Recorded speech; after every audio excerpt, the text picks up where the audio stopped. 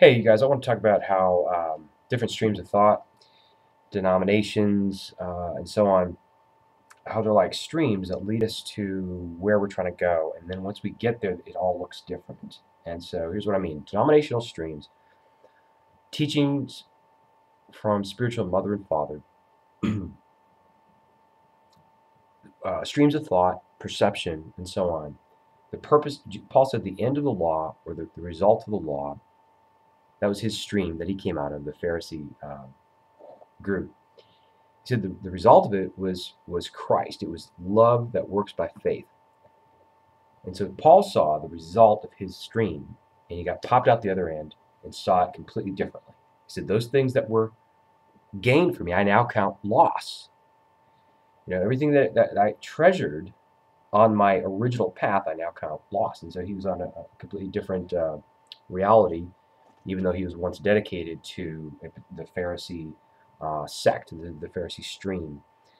And so similarly, I believe that the thing about denominational divisions and fighting, and when Christians decide to make it their entire life to try to convert other Christians to their denomination, their way of thinking, it's because when we get in a vehicle and we're headed to work, the point is to get to work, and work is our destiny. But sometimes the vehicle can seem like the destiny.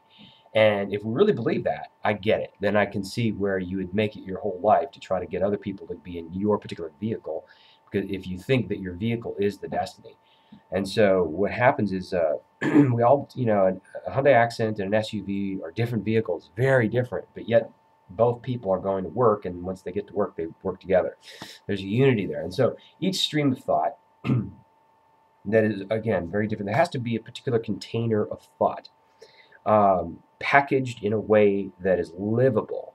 You can't have it all in one. You can't. Jesus said, "Gather up the fragments that remain, that nothing be lost." So every school, every mystery school, every spiritual school, every denomination, all these things have fragments of truth, but no one person and no one segment can contain the all of the omnipresent God. So we all have fragments of God.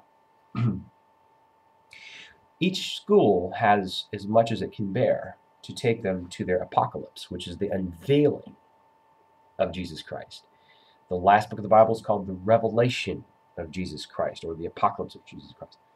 And so each of us have a school that we're dedicated to that leads us to where? Our own personal unveiling of the Christ nature, which is love. So we go through hurts, trials, tribulations, and we learn how to keep getting up at one point. If we're real sheepish, we learn how to stand up for ourselves. That's another point. If we're real arrogant, that vessel is shattered and broken over and over until we learn how to be humble. If we're needy, we learn how to be sufficient in God and where we're at. If we have a poverty mentality, we learn how that riches are something God gave Solomon. If we're lusting for money, we learn how Paul was okay wherever he was, whether he was abased or whether he was exalted.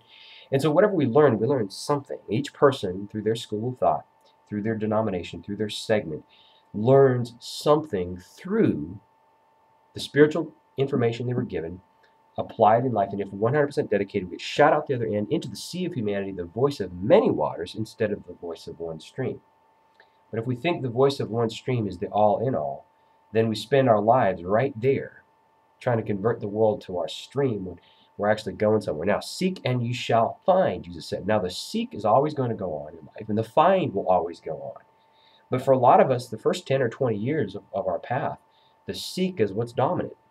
And for a lot of us, the next 10 to 20 years after that, the find or the result is dominant. We only come to the Father through the Son. John, in 1 John 3:2 says, now are we the Son. So we are the Son, and we only come to the Father through the Son, meaning our spiritual identity, the higher frequency in our spirit man. That's the love that is the nature of the Son. And John the Revelator, in Revelation 21, he saw the bride descend. See, that part of us that's married to God has to descend into those areas of the soul realm that have been broken and bruised, shattered through life, descend in and heal. The bride descends to heal. And so in the healing, we become whole, complete, and there's the reason we came to earth, to experience something that would cause, in the end, a revelation of Jesus Christ. See, so we're the book of life, we're sealed, we get unsealed by the Lion of the tribe of Judah within. We hear the trumpet. The trumpet is the clarity of the word of God blowing in our soul. The oil is poured out. Jesus said, the oil, she poured this on me for my burial. So the hindrances, the limitation, the ego, all that stuff is, the oil disintegrates those things. The fire, Song of Solomon said that love is as a fire, a vehement flame. And the Song of Solomon, fiery love of God, again, Hebrews says that our God is a consuming fire. That fire burns up the tripartite sin nature, comprised of beast, false prophet, and dragon. The dragon was the serpent that was fed until it became a dragon.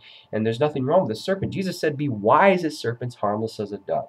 But our wisdom has to become understanding. In other words, our initial revelation, wisdom, has to become life application, understanding. And so when it doesn't do that, when our dove and our wisdom are not one, okay, but when the serpent or wisdom is misappropriated, misdiscerned, see, we can have a revelation but misdiscern it, then it grows into the dragon. That has to be overcome and appropriated correctly, whether it's a misinterpretation of I have said you are gods, John 10, Psalm 82, or a misinterpretation of I've given you dominion, it's thinking that you can now curse people or something, whether it's an inflation of a prosperity message that's imbalanced now, or whatever the misinterpretation of wisdom is. It has to become harmless as a dove, meaning led by the Spirit. So the dragon, the false prophet of worry and projecting negative images on our future, that false prophet is burned up, thrown into the fiery love and the beast. Okay, so the acting out of old patterns in our humanity, our beast. On the sixth day, God created man and beast and said, "It is very good." See, so beast doesn't mean evil. It's just that the vehicle of our body has had old patterns in its expression, and God is renewing it through the fiery Song of Solomon love. And it says that the beast and false prophet were put into this fire from age to age, from aeon to aeon. Do you know that there's no time in eternity? That means, I know the Bible translator translated it it says forever and ever, but that's not what the original Greek said. It said from age to age, and there's no time in eternity. So John the Revelator did not see a vision of a hellish place that would be forever. He saw a vision of a fire that would burn up these three elements, beast, false prophet, and dragon, from age to age. See, that's mankind. Mankind is the bride married to God. Mankind has that lower nature that's being burned up and purified. Mankind is being healed and made whole, and the nations are being healed. And we all have a vehicle, and each vehicle looks different, and that vehicle takes us to our personal apocalypse, our personal revelation in Jesus Christ. We are caught up where our consciousness is elevated. There's no physical rapture. It's an elevation to a realm. It's a realm. Hell is a realm. Heaven is a realm. Earth is a realm. And we do this from glory to glory, from age to age. And each vehicle some vehicle may look Kabbalistic, like of the Kabbalah, like Chuck Pierce prophesies from the Kabbalah every month. As you just listen to the Elijah List stream, I know of Robert Riccadelli, who has talked about how the Allah, Jehovah, the Great Spirit, he's publicly stated this is all the same God. See, so there's something very universalist. Jeremy Lopez is coming out with something very universalist in some levels. Then you've got Carlton Pearson with the inclusion gospel. You've got T.D. Jakes, who stuck with something more traditional. You've got the voice of many waters. We're all different. Each vehicle is different, but all these vehicles lead to our personal revelation of Jesus Christ. So quit fighting each other and saying your vehicle looks different than mine. Well, because they're supposed to look different. But in the end, we come to the sea of humanity, the voice of many waters. we perceive that all really is one. It wasn't until my 23rd year of dedication to Christ that a new word or a new revelation came to me that was much bigger, much more vast than a much bigger God, than I had seen previously, because I'd seen him through the vehicle, I'd seen him through the stream of thought, but it shot me out the other end. And in the sea of humanity, where I honor the divine spark in each religion and each expression, suddenly I became whole in a way I could not in the stream. Suddenly I became healed, much more complete of a person than I ever could in the stream. And so just giving a little food for thought. And I think each ministry has its particular gold that it gives for different segments. This is certainly, my message is certainly not, generally speaking, certainly not something that a new Christian would find, or someone who has yet to really be dedicated to their path. But people who have been dedicated to the path for at least 10 to 20 years tend to find my videos and say, that's what I've known in my spirit for many years now and didn't know how to word, and your wording matches what I'm hearing. And so again, each ministry, and I want to say that about people who are looking for their destiny. What is your destiny? Well, you can't not know that. It's what makes you happy. And when you start really operating in the higher levels of your destiny, you can't not know it because you'll already be doing it. It's what you do naturally. Birds just start flying. Right? So what is your nature? What is in your nature to do? See, mine is to fellowship, have a spiritual wording and phraseology to the mature veterans of ministry that words what they're hearing in their spirit, but they didn't have words of the mind yet. And so, see, it plugs in. And so a lot of people are looking, what is my destiny? I've heard this, I've heard that, I've been prophesied to this. Let's each do what comes natural, because we are supernaturally natural.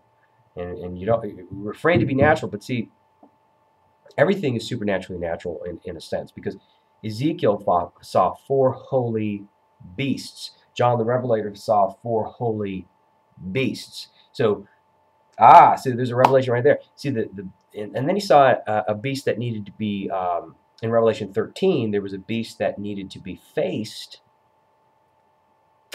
and counted, or in other words, seen for what it is. But there's the holy beast that it really was.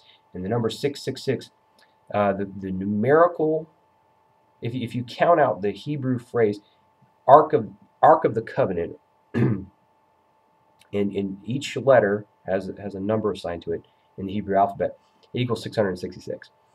That's interesting.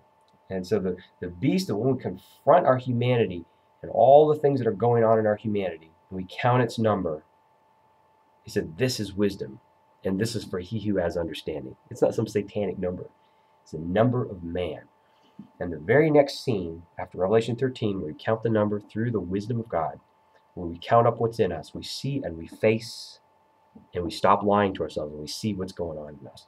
And the very next thing is Revelation 14, where the Lamb, remember the Lamb is crucified, right? All of a sudden in Revelation 14, the Lamb is no longer the Lamb crucified, but the Lamb standing on an elevated area, a mountain, with the government of God, represented by the number 144,000. All right, and that is your life. It's my life. Nothing we can do about it. It just is. It's a description of what is. So stop looking at the news to see what's happening from the book of Revelation, because it's inside you. It's inside me. It's happened already. All right, thanks, guys.